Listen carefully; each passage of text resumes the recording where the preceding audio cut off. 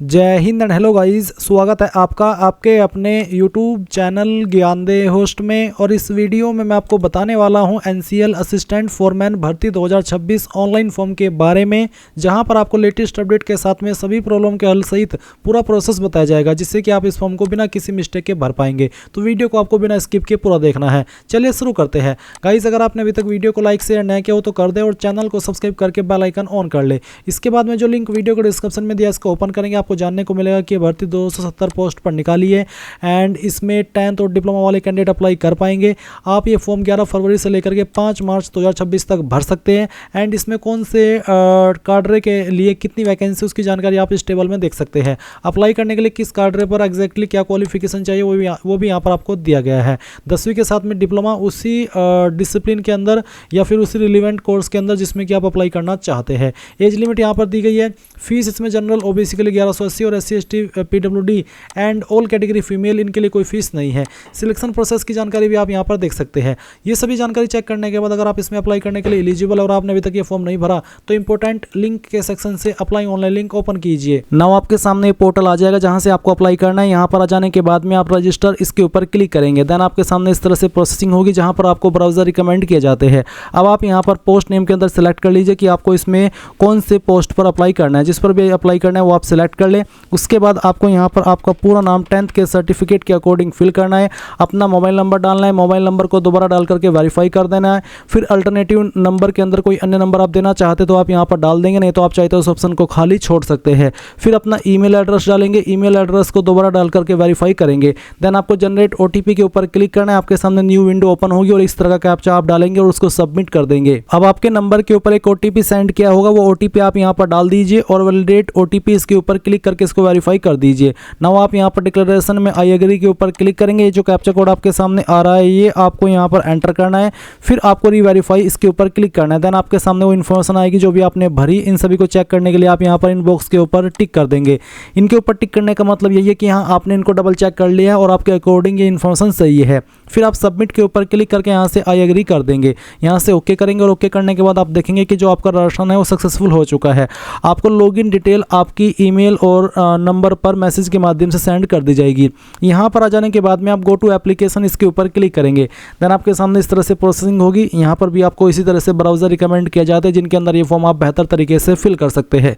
अब आप यहाँ पर जो आपका जेंडर है वो सिलेक्ट कर लेंगे, मेल या फीमेल। फिर जो आपका डेट ऑफ बर्थ है वो आपको यहाँ पर सेलेक्ट करना होगा। पहले आप यहाँ से ईयर सेलेक्ट कर लीजिए, फिर उसके बाद में मंथ और उसके बाद में आपका डे, तो आपका डेट ऑफ बर्थ आ जाएगा।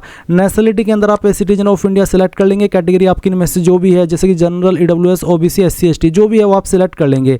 अगर OBC है तो OBC, SC है तो SC। उसके बाद यहाँ पर आप देखेंगे आपकी पर्सनल डिटेल जो आपने अभी भरी थी और कुछ जानकारी आपको देनी है, जैसे कि फादर नेम आपका क्या है वो आप यहाँ पर एंटर कर देंगे। पूरा नाम आप यहाँ पर फादर का 10th के सर्टिफिकेट के अकॉर्डिंग डाल देना और उसके बाद आपकी माताजी का नाम देना। फिर आपका मैरिटल स्टेटस क्या है वो भी आपको यहाँ पर सेलेक्ट कर लेना है। इसके बाद आती है टेस्ट सिटी प्रेफरेंस। तो यहाँ पर गाइज आपको आपकी टेस्ट सिटी प्रेफरेंस देनी है। पहली चॉइस आप यहाँ पर सेलेक्ट कर लीजिए अपनी चॉइस के अकॉर्डिंग। फिर सेकंड, उसके बाद में आपको थर्ड सेलेक्ट कर लेनी है। फिर यहाँ पर फोर्थ, उसके बाद में फिफ्थ एंड यहाँ पर आपको सिक्स्थ चॉइस भी दे देनी है। देन यहाँ पर आपसे पूछेगी कि आप एक्स सर्विसमैन है, अगर है तो यस, नहीं तो आपको नो करना है। फिर क्या आप एक डिपार्टमेंटल कैंडिडेट है, CIL या फिर उससे जुड़ी हुई कंपनीज़ के, अगर हाँ तो यस, नहीं तो आप नो करेंगे। फिर पूछा कि क्या आप एम्प्लॉयड है गवर्नमेंट या सेमी गवर्नमेंट या ऑटोनोमस बॉडी या फिर PSU एक्सेप्ट CIL एंड इसकी जो सब्सिडायरीज हैं उससे, अगर हाँ तो यस, नहीं तो आप नो कर देंगे। फिर आप सेव एंड नेक्स्ट के ऊपर क्लिक करेंगे। इसके बाद ये जानकारी आपकी सही होगी और आपके सामने यहाँ पर एड्रेस की इन्फॉर्मेशन आ चुकी है। तो पहले आप कोरेस्पोंडेंस एड्रेस यानी कि प्रेजेंट एड्रेस भरेंगे। तो जो भी आपका प्रेजेंट एड्रेस है वो आप लाइन 1 और 2 के अंदर डाल दीजिए। कंट्री में इंडिया सेलेक्ट कर लेंगे। स्टेट आपकी जो भी है वो आप यहाँ पर सेलेक्ट कर लेना।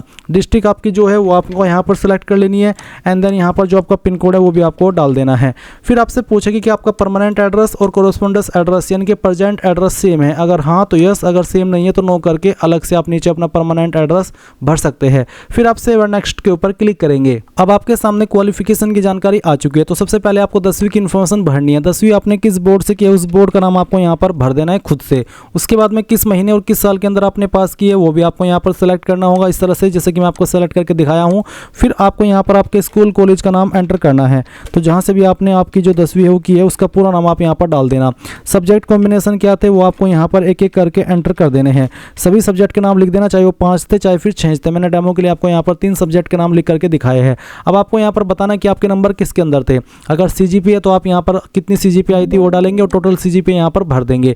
अगर आपके नंबर परसेंटेज में तो परसेंटेज सेलेक्ट करके कितने नंबर आपको आए थे वो आपको यहाँ पर एंटर करना है और कितने में से आए थे वो आपको मैक्सिमम मार्क्स में फिल करना है और परसेंटेज आपकी ऑटोमेटिकली कैलकुलेट कर ली जाएगी। अब अगर आपने 12वीं भी की है तो आप सेम वे में यहाँ पर 12वीं की इन्फॉर्मेशन भी भर देंगे, कौन से बोर्ड के द्वारा पास की है, किस साल के अंदर पास की है वो भी आपको यहाँ पर इसमें बताना होगा। एंड उसके बाद में आपको यहाँ पर आपका इंस्टीट्यूट नेम देना है, जहाँ से भी आपने आपकी 12वीं की है उसका पूरा नाम आप यहाँ पर डाल दीजिए, जिस भी स्कूल कॉलेज से आपने 12वीं की है।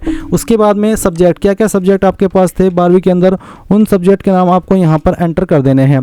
एक एक करके सभी सब्जेक्ट के नाम आप यहाँ पर लिखिएगा। फिर किसके अंदर आपके नंबर थे वो आप सेलेक्ट कर लेंगे। अगर मार्क्स तो आपको कितने नंबर आए थे वो आप यहाँ पर डालेंगे, कितने में से आए थे वो आप यहाँ पर डाल देंगे। इसके बाद आती है डिग्री। गाइज मैं आपको बता दूँ कि अगर 12वीं आपने नहीं की है तो आप इस क्वालिफिकेशन के सेक्शन को 12वीं वाले को खाली छोड़ सकते, कोई भी इशू वाली बात नहीं है। अब यहाँ पर डिग्री डिप्लोमा का इन्फॉर्मेशन सेक्शन है, तो आपके पास 3 ईयर रेगुलर डिप्लोमा है या फिर रेगुलर इंजीनियरिंग डिग्री है जो कि कम से कम 3 साल की होनी चाहिए। तो जो भी है वो आप सिलेक्ट कर लेंगे। फिर आपको यहाँ पर बताना है कहाँ से आपने की है, उस इंस्टीट्यूट का नाम आपको यहाँ पर एंटर करना होगा जहाँ से भी आपने ये क्वालिफिकेशन अपनी कंप्लीट की है। पूरा नाम आप यहाँ पर डाल दीजिएगा। स्पेशलाइजेशन आपने जिस भी डिसिप्लिन में अप्लाई करे उसी का ऑप्शन आपको यहाँ पर देखने को मिल जाएगा। किस महीने और किस साल के अंदर आपने पास कर ली थी वो आपको यहाँ पर सेलेक्ट कर लेना है। फिर किसके अंदर आपके नंबर है वो आप सिलेक्ट कर लेंगे। अगर परसेंटेज तो आपको बताना कि आपको टोटल नंबर कितने प्राप्त हुए थे और कितने में से आए थे।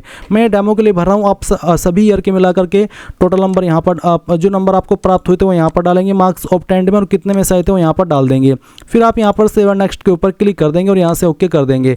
अब यहाँ पर आपके सामने कुछ डॉक्यूमेंट्स अपलोड करने का ऑप्शन आ चुका है, तो आपको यहाँ पर recent passport size photo upload करना है। क्लिक हियर टू अपलोड के ऊपर क्लिक कीजिए और जान लीजिए फोटो का बैकग्राउंड व्हाइट होना चाहिए, साइज 100 से 200 KB के बीच में रहना चाहिए। तो ब्राउज टू अपलोड इसके ऊपर क्लिक कीजिए, जहाँ पर आपकी फोटो फाइल है सेलेक्ट कीजिए, ओपन कीजिए। इस तरह से आपका फोटो यहाँ पर अपलोड हो जाएगा और फिर आप यहाँ पर जैसे आपकी फाइल अपलोड हो जाए आप इसको क्लोज करके व्यू करेंगे, जो कि व्यू करना अनिवार्य है।